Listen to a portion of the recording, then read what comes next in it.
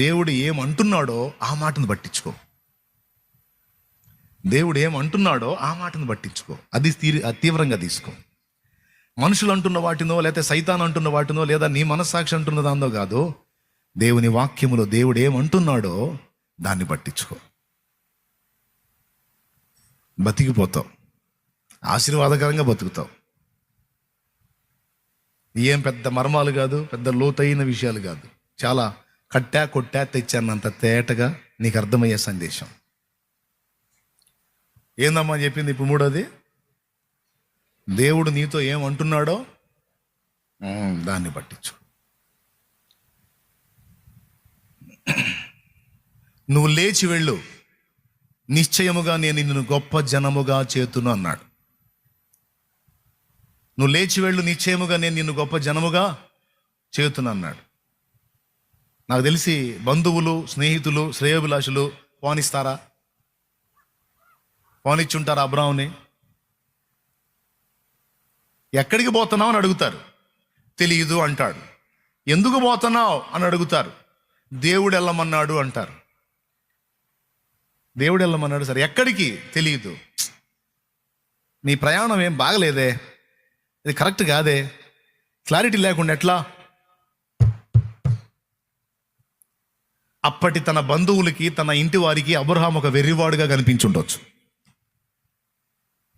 కానీ అబ్రహాము తన పితరుడో, లేకపోతే తన ఇంటివారో, తన బంధువులో వాళ్ళు ఏమంటున్నారో అది పట్టించుకోవాలా. దేవుడు ఏమన్నాడో ఆ మాటనే తీసుకున్నాడు. ప్రతి చోట ఇతరులు ఏమంటున్నారో మాట పట్టించుకోవాలా, దేవుడు ఏమంటున్నాడో ఆ మాటనే పట్టించుకొని అడుగులు వేసినందున అబ్రహాము విశ్వాసులకు తండ్రి, చరిత్ర పురుషుడిగా నిలిచిపోయాడు. ఆయన సేవకుడు, విశ్వాసి, పరిచారకుడు అన్న భేదం లేదు. ఎందుకంటే మనం మనుషులు ఏమంటున్నారో అనే మాటలకు మనం బెండ్ అయ్యే తత్వం మన దగ్గర ఉంటే సాతానుగాడికి మనల్ని దెబ్బతీయటం ఈజీ. ఈ మాటని కొంచెం జాగ్రత్తగా వినండి. ఇతరులు ఏమంటున్నారో ఆ మాటలు పట్టించుకునే నైజం మనకుంటే సాతాను మనల్ని కృంగదీయటం, దెబ్బతీయటం వాడికి చాలా ఈజీ. మన విషయంలో వాడికి ఒక భయం ఉండాలి. ఏం భయమో తెలుసా? ఎవరు ఏమన్నా పట్టించుకోవటం, మొండోడు మొండిది అనే భయం ఉండాలి సైతానుగాడికి. దేవునికి స్తోత్రం కలుగును గాక.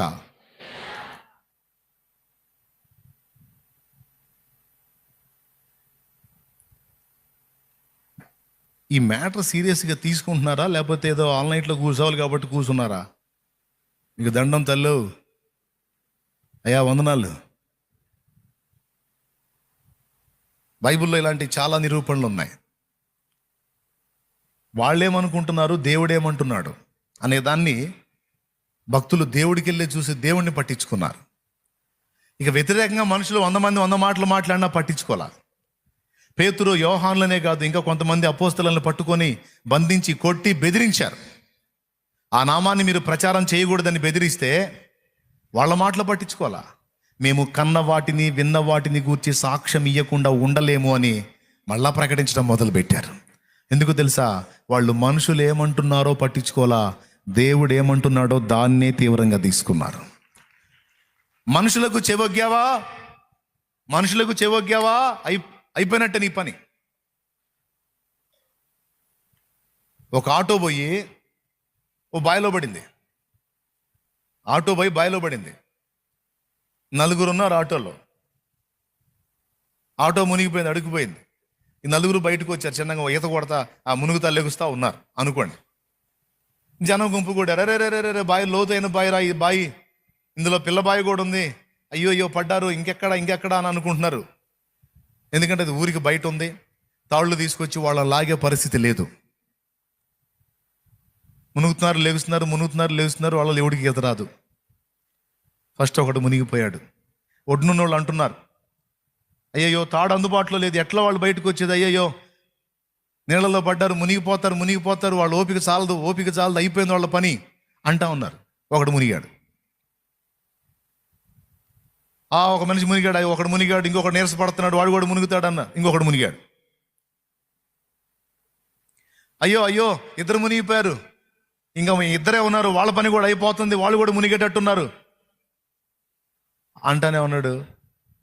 ఉన్నారు జనం, మూడోడు కూడా మునిగాడు, అయిపోయింది. ఇంకొకడు వీళ్ళు చేతులు చూపించి మాట్లాడుతున్న మాటల్ని వింటూనే అట్లనే తిప్పలు పడుతూ ఉన్నాడు, మునుగుతున్నాడు, లెగుస్తున్నాడు, తిప్పలు పడుతున్నాడు. ఈలోపు తాడు తీసుకొని రావడానికి వెళ్ళినోడు తాడు తీసుకొని వస్తున్నాడు. వాళ్ళు ఒడ్డున వాళ్ళు అంటున్నారు, తాడు తెచ్చిందా వాడు ఉండరా నాయన, వీడు అందరికంటే నీరసంగా ఉన్నాడు, వీడు ముందు మునిగిపోతాడు అనుకున్నాం, వీడు ఇంకా తేలుతా ఉన్నాడు, వీడు అయిపోతాడు రా బాబు, వీడు ఉండడు, వీడు మునుగుతాడు అని వాళ్ళు మాట్లాడుతున్నారు. ఈలోపు తాడు వచ్చిందా కూడా అట్నే తిప్పలు పడ్డాడు. మొత్తానికి తాడు అందించారు, ఎట్నో ఒడ్డుకొచ్చాడు. ఒడ్డుకొచ్చిన తర్వాత అందరూ దగ్గరికి చేరి, నిజంగా ఎంత గొప్ప ధైర్యం నీకు, ఎంత మొండితనం, ఎంత ఆత్మవిశ్వాసం నీకు, అసలు నువ్వు ఎంత బాగా బతికి బయటపడ్డావు అని అన్నారు. మేము అంతసేటు నువ్వు బతకవు మునిగిపోతావు అన్నావు, ముగ్గురు మునిగిపోయినా నువ్వు మునిగిపోలేదు, నిజంగా చాలా గ్రేట్ అన్నారు. వాడికి అప్పుడు వినపడింది ఆ మాట, ఏంది మీరు అంది మునిగిపోతావు అని అన్నారా, నాకు అర్థం కాలా, తాడు తెస్తున్నాడు, నువ్వు అట్నే తిప్పలు పడు లాగుతామని అంటున్నారేమో అనుకున్నాను నేను. మీరు మునుగుతావు ఉండవు అన్న మాట నాకు, తాడు అందదు మునుగుతావు అన్న మాట నాకు వినపడ్డట్టయితే అప్పుడే మునిగేవాడిని, నాకు అతి చెవుడు ఉంది, అందుకే బతికిపోయాను నేను అన్నాడు. నీకేమైనా అర్థమైందా? ఏమర్థమైంది? జనాల మాటలు అట్టుంటాయి. ఆ మాటలు విని ఆ మాటలు చొప్పున నడవడానికి ప్రయత్నం చేస్తే నిండా ముంచుతారన్నమాట. ఏం బాబా, ఎంతమందికి అర్థమైంది? వాడు మారడండి, వాడు భయంకరమైన తాగుబోతు అయితే వాడు మారేదైతే ఎప్పుడో మారుతుండే, ఇప్పుడు దాకా నా అబ్బాయి మారడో పాడలేదు అంటుంట. నిజంగా దేవుడు అలా అన్నాడా నీతో?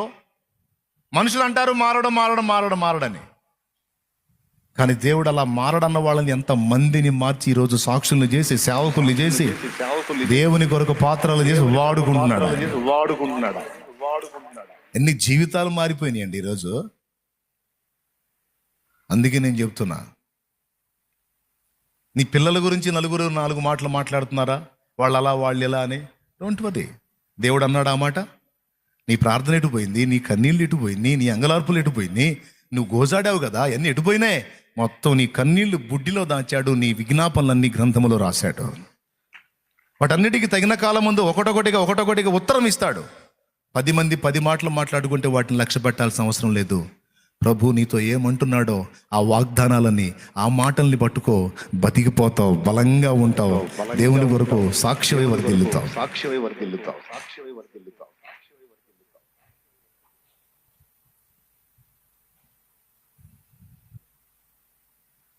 అన్నం పెట్టిన చేతిని పట్టుకున్నాడు దుర్మార్గుడు. అమ్మగారు తల్లి కదరా, పోతీఫెర ఎంత ప్రేమించాడరా నిన్ను, కన్న తల్లి లాంటి దాన్ని ఇంత అవమానం చేస్తావా, దుర్మార్గుడా, నీచుడా అని ఎన్ని కొట్టారో, ఎన్ని రకాలుగా సమాజం అనుకుందో, తీసుకెళ్లి జైల్లో వేశారు. అతను మాట్లాడుకోవడానికి కూడా అవకాశం ఇవ్వాల, తీసుకెళ్ళి వేశారు. అలాంటి నింద ఒక వ్యక్తి మీదకి వస్తే కొంతమంది ఏం చేస్తారు తెలుసా, నా మీదకి ఇంత నింద వచ్చింది, నేను బతకనని పోయి ఆత్మహత్య చేసుకుంటారు. నేను ఆత్మహత్యలు చేసుకోవాలా, హత్యలు చేసుకోవాలా? అరే మీరు 100 అనుకుంటే నాకేందిరా, నాకు దర్శనం ఉంది, నాతో మాట్లాడాడు, నీ వారందరినీ నీ పాదాల చెంత సాగిల పడజేస్తాను, నేను నిన్ను ఏలికగా నియమిస్తానని నా దేవుడు నాతో మాట్లాడాడు. నా దేవుడు మాట్లాడిన మాట నెరవేర్చకుండా ఆయన నిద్రపోడో. పరిస్థితి చూస్తేనేమంత రివర్స్ గా ఉంది అని పరిస్థితులు ఎంత రివర్స్ గా ఉన్నా, నేను నా దేవుని వాగ్దానాన్ని, నా దేవుని దర్శనాన్ని, నా దేవుని మాటనే నమ్ముతాను, నా పరిస్థితులను నేను పట్టించుకోను అని గట్టిగా పట్టుబట్టాడు. చివరికి ఏం జరిగిందో మీకు తెలుసు. చెరసాల్లోంచి డైరెక్ట్గా సింహాసనం మీదకి వెళ్ళాడు అండి. అప్పుడు యోసేపు తేడా అని నిందించిన వాళ్ళందరూ నోళ్ళు ఎట్టబెట్టుంటారు. ఆఖరికి ఐగుప్తోళ్ళందరికీ ఫుడ్ పెట్టే దిక్కు ఆయన అయ్యాడు. నేను చెప్తున్నా, యోసేపు కానీ ఐగుప్తు ఆ ధనాగారం ధాన్యాగారం పీఠం మీదకి ఎక్కకపోతే ఒక్కడు కూడా కూడుండేది కదా, మొత్తం తెచ్చేవాళ్ళు. 7 సంవత్సరాల కరువులో వాళ్ళకి ఆహారం ధాన్యం దాచిపెట్టి వాళ్ళ కడుపులో నింపిన వాడు యోసేపు. అప్పుడు వాళ్ళు ఏమని ఉంటారండి, యోసేపు దగ్గరికి ధాన్యానికి పోయినప్పుడు వీళ్ళు కూడా పోయి ఉంటారుగా, పోతీఫెరో భార్య తాలూకు సరుకు కూడా పోయి ఉంటుందిగా. ఆ రోజు యోసేపు నిందించి కొట్టి తిట్టినోళ్ళు కూడా పోయి ఉంటారుగా. ఏమని ఉంటారు వాళ్ళు, ఇంత గొప్పవాడు అయినా నిన్ను అపార్థం చేసుకున్నావయ్యా, ఎట్లా అనుకోలేదయ్యా, మమ్మల్ని క్షమించయ్యా, ఈరోజు మాకు అన్నం పెట్టి బతికెత్తున్నావయ్యా, నీకు దుర్మార్గం చేశాం అని ఉంటారు.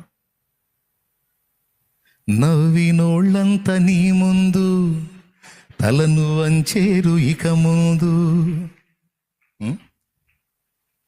ఈ కలలు గనువాడి కలలేమగునో అని ఎగతాళి చేసిన అన్నలు వచ్చి సాష్టాంగపడ్డారు. ఏది నెరవేరింది? అన్నల మాటలు నెరవేరినయా? పోతీఫెరో ఇంటి దగ్గర మనుషుల మాటలు నెరవేరినయా? నా దేవుడిచ్చిన మాట నెరవేరిందా? ఏ మాట నెరవేరింది? ఏది నెరవేరింది? మరి దేన్ని పట్టుకోవాలి మనం? దేవుని మాటనే పట్టుకోవాలి. అనుకునన్ని శ్రమలెన్నో ఎదిరించిన ఆత్మీయుల ప్రేమ నిదురించిన, అనుకునన్ని శ్రమలెన్నో ఎదిరించిన ఆత్మీయుల ప్రేమ నిదురించిన, అసమానమైన నా దేవుని బలమైన బాహు నిన్ను వీడునా. యేసు నిలిచాడు నీ ముందు, నీకు చేసేను కనువిందు. యేసు నిలిచాడు నీ ముందు, నీకు చేసేను కనువిందు. ఉందిలే దీవెనా, ఎందుకా వేదన, పొందిన యాతన దేవుడే మరచునా. దేవునికి మహిమ. నాకెందుకు యోసేపు స్టోరీ అంటే భలే ఇష్టం. అనుకొనని శ్రమలెన్నో ఎదిరించిన ఆత్మీయుల ప్రేమ. మరి ఆత్మీయులు అంటే అండగా ఉండాల్సిన వాళ్ళు ఆత్మీయులు, వాళ్ళే అమ్ముకున్నారు. అనుకొనని శ్రమలెన్నో ఎదిరించిన ఆత్మీయుల ప్రేమ నిదురించిన, అసమానమైన నా ఏమని రాస్తుంది వాక్యంలో? యెహోవా యోసేపుకు తోడై ఉండెను అని రాస్తుంది. యెహోవా యోసేపునకు తోడై ఉండెను అని రాస్తుంది. అన్నలు వదిలేతేనేమి, దొన్నలు వదిలేతేనేమి, అన్న లేదు దొన్న లేదు, ఎవడు వదిలేసినా ఆయన వదలడం. ఇప్పుడు ఐగుప్తు సింహాసనం మీద యోసేపు కూర్చున్నప్పుడు మరి కనువిందా లేదా? ఇక కళ్ళ ముందు యేసు నిలిచాడు నీ ముందు, నీకు చేసేను కనువిందు. మొత్తం వచ్చి సాష్టాంగపడ్డా. ఎప్పుడు దర్శనం అది?